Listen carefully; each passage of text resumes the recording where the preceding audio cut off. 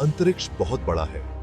यह इतना विशाल है कि इसकी सीमाओं का अंदाजा लगाना भी मुश्किल है। इतना बड़ा कि हम सोच भी नहीं सकते। हमारी पृथ्वी, जो हमें इतनी बड़ी लगती है, इस विशाल ब्रह्मांड में एक छोटे से धूल के कण के समान है। जब हम रात को आसमान देखते हैं, हमें बहुत सारे स्टार्स दिखाई देते हैं। ये तारे हमें ब्रह्मांड की अनंतता का एहसास कराते हैं।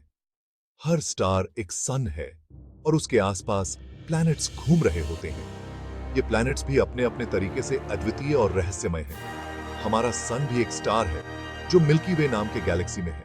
मिल्की वे में अरबों तारे हैं और हर तारा अपने आप में एक अनोखी दुनिया है।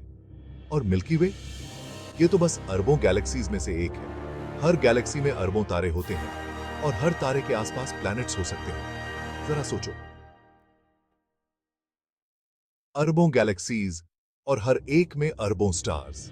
ये विचार ही हमें ब्रह्मांड की विशालता का एहसास कराता है। ये सब सुन के तो दिमाग घूम जाता है। इतनी विशालता और अनंतता को समझना हमारे लिए एक चुनौती है। यूनिवर्स के बारे में सोच के हमें खुद को छोटा सा फील होता है। हमारी पृथ्वी, हमारा सौरमंडल, सब कुछ इस विशाल ब्रह्मांड में एक छोटे से बिंदु के समान है। लेकिन ये हमें एक्साइट भी करता है। इस विशालता में छिपे रहस्यों को जानने की उत्सुकता हमें आगे बढ़ाती है। हम एक्सप्लोर करना चाहते हैं, हम समझना चाहते हैं, हम जानना चाहते हैं कि इस ब्रह्मांड में हमारा स्थान क्या है। और यही चीज हमें स्पेस के बारे में और जानने के लिए इंस्पायर करती है। वैज्ञानिक और खगोल शास्त्री दिन रात इस रहस्य को सुलझाने में लगे रहते हैं। यूनिवर्स रहस्यों से भरा हुआ है। हर तारा, हर ग्रह, हर गैलेक्सी अपने आप में एक रहस्य है। ब्लैक होल्स, दूर के प्लैनेट्स, बिग बैंग, ये कुछ ही चीजें हैं जो हमें सोचने पर मजबूर करती हैं। इन रहस्यों को सुलझाने के लिए हमें और भी गहराई में जाना होगा। ये कुछ ही चीजें हैं जो हमें सोचने पर मजबूर करती हैं। हर खोज, हर नई जानकारी हमें और भी जिज्ञासु बनाती है। स्पेस एक्सप्लोरेशन हमें इन रहस्यों को सुलझाने में हेल्प करता है। यह हमें नई नई जानकारियां और खोजें प्रदान करता है। इससे हमें अपने बारे में और यूनिवर्स में हमारे प्लेस के बारे में और भी ज्यादा जानने को मिलता है। यह हमें यह समझने में मदद करता है कि हम इस विशाल ब्रह्मांड का एक छोटा सा हिस्सा हैं, लेकिन हमारे पास इसे समझने की क्षमता है।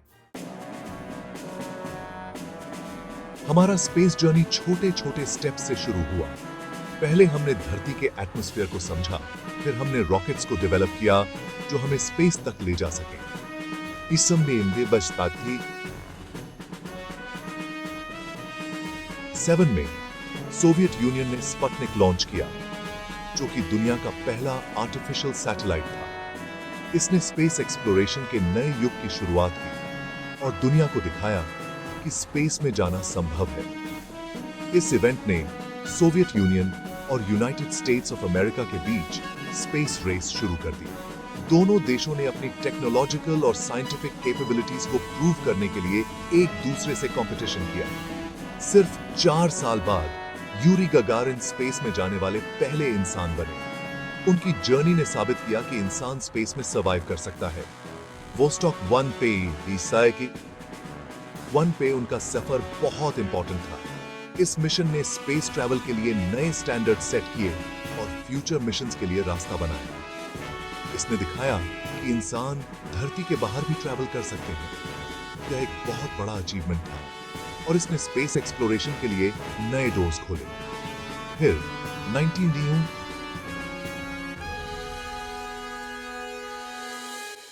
में यूनाइटेड स्टेट्स ऑफ अमेरिका ने एक बहुत बड़ा स्टेप लिया। उन्होंने अपोलो 11 मिशन लॉन्च किया, जो कि एक हिस्टोरिक मिशन था। नील आर्मस्ट्रॉन्ग और बज ऑल्ड्रिन ने अपोलो 11 मिशन के दौरान मून पे कदम रखा। यह मोमेंट पूरी दुनिया के लिए एक इंस्पिरेशन बन गया। One small step for man, one giant leap for mankind, Armstrong ने कहा था। यह कोट आज भी हमें याद दिलाता है कि कैसे एक छोटा कदम पूरी मानवता के लिए एक बड़ा बदलाव ला सकता है। ये शुरुआती मिशंस ने फ्यूचर के एक्सप्लोरेशंस के लिए रास्ता बनाया। इन मिशंस ने हमें सिखाया कि परसिवियरेंस और डेडिकेशन से हम किसी भी गोल को अचीव कर सकते हैं। इन्होंने हमें दिखाया कि अगर हम बड़े सपने देखें तो क्या-क्या पॉसिबल है। स्पेस एक्सप्लोरेशन ने हमें सिखाया कि हमारी सीमाएं केवल हमारी इमेजिनेशन तक ही सीमित हैं। एक्सप्लोरेशन की यही फीलिंग आज भी हमें इंस्पायर करती है। आज भी हम नए प्लैनेट्स और गैलेक्सीज की खोज में लगे हुए हैं और यह जर्नी कभी खत्म नहीं होगी। आज के टाइम में रोबोट्स हमारे स्पेस के एक्सप्लोरर्स हैं। ये रोबोट्स एडवांस टेक्नोलॉजी से लैस हैं और उन्हें स्पेशली डिजाइन किया गया है ताकि वो हार्श स्पेस कंडीशंस को सह सकें। वो उन जगहों को एक्सप्लोर कर रहे हैं जहां इंसानों का जाना बहुत रिस्की या मुश्किल है। इन रोबोट्स की मदद से हम उन जगहों के बारे में जान पा रहे हैं जो पहले हमारे लिए एक मिस्ट्री थे। सबसे इंटरेस्टिंग जगहों में से एक है मार्स। मार्स, जिसे रेड प्लैनेट भी कहा जाता है, हमेशा से ही साइंटिस्ट्स और रिसर्चर्स के लिए क्यूरियोसिटी का विषय रहा है। क्यूरियोसिटी रोवर 2012 से मार्स एक्सप्लोर कर रहा है। इस रोवर ने मार्स की सरफेस पर कई महत्वपूर्ण डिस्कवरीज की हैं। इसने बहुत ही अमेजिंग पिक्चर्स और डेटा भेजे हैं। इन इमेजेस और डेटा की मदद से हम मार्स की सरफेस, उसकी जियोलॉजी और वहां के एनवायरनमेंट के बारे में बहुत कुछ जान पाए हैं। क्यूरियोसिटी का मिशन ये पता लगाना है कि क्या मार्स पे कभी लाइफ रही होगी। इसके लिए ये रोवर वहां की मिट्टी और चट्टानों का एनालिसिस कर रहा है। 2021 में परसिवियरेंस रोवर मार्स पे उतरा। ये रोवर क्यूरियोसिटी के मिशन को आगे बढ़ा रहा है और नए एक्सपेरिमेंट्स कर रहा है। परसिवियरेंस एंशिएंट सूक्ष्म जीव जीवन के साइंस खोज रहा है। ये साइंस हमें ये समझने में मदद करेंगे कि क्या मार्स पर कभी लाइफ एग्जिस्टेड थी। ये चट्टान और मिट्टी के सैंपल्स भी कलेक्ट कर रहा है। इन सैंपल्स का डिटेल्ड एनालिसिस हमें मार्स की हिस्ट्री और वहां के एनवायरनमेंट के बारे में और भी जानकारी देगा। ये सैंपल्स एक फ्यूचर मिशन में अर्थ पे वापस लाए जाएंगे। इन सैंपल्स का स्टडी करके हम मार्स के बारे में और भी गहराई से जान पाएंगे। ये मिशंस हमें मार्स के बारे में बहुत कुछ सिखा रहे हैं। हर मिशन के साथ हम मार्स के बारे में नई नई डिस्कवरीज कर रहे हैं। हम इसके जियोलॉजी, क्लाइमेट और लाइफ की पॉसिबिलिटी के बारे में जान रहे हैं। मार्स की जियोलॉजी और क्लाइमेट को समझना हमें ये जानने में मदद करेगा कि क्या वहां कभी लाइफ एग्जिस्टेड थी। हर डिस्कवरी हमें इस सवाल का जवाब देने के करीब लाती है। क्या हम यूनिवर्स में अकेले हैं? मार्स की एक्सप्लोरेशन हमें यूनिवर्स के मिस्ट्रीज को समझने में मदद कर रही है और हमें ये जानने में मदद कर रही है कि क्या कहीं और भी लाइफ एग्जिस्ट कर सकती है। Section 4, unlocking the secrets of the Cosmos. हमारा स्पेस एक्सप्लोरेशन हमारे सोलर सिस्टम के बाहर भी है। हबल स्पेस टेलीस्कोप 1990 से अर्थ का ऑर्बिट कर रहा है। इसने दूर की गैलेक्सीज और नेबुलाe की बहुत ही खूबसूरत पिक्चर्स कैप्चर की हैं।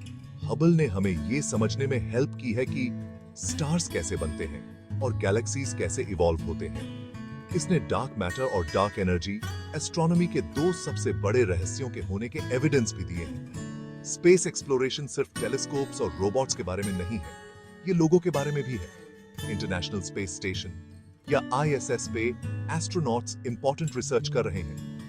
वो स्टडी कर रहे हैं कि स्पेस ह्यूमन बॉडी को कैसे अफेक्ट करता है और नई टेक्नोलॉजीज टेस्ट कर रहे हैं। Section 5, the future of space exploration, dreams of tomorrow. Space exploration का फ्यूचर क्या है? बहुत सारे एक्साइटिंग मिशंस प्लान हो रहे हैं। नासा आर्टेमिस प्रोग्राम डेवलप कर रहा है, जिसका एम है कि 2025 तक पहली वुमन और अगले मैन को मून पे उतारा जाए। आर्टेमिस सिर्फ मून पे वापस जाने के बारे में नहीं है, ये वहां पर एक परमानेंट बेस बनाने के बारे में है। ये मार्स और उससे आगे के मिशंस के लिए एक शुरुआत होगी। प्राइवेट कंपनीज भी स्पेस एक्सप्लोरेशन में एक इंपॉर्टेंट रोल निभा रही हैं।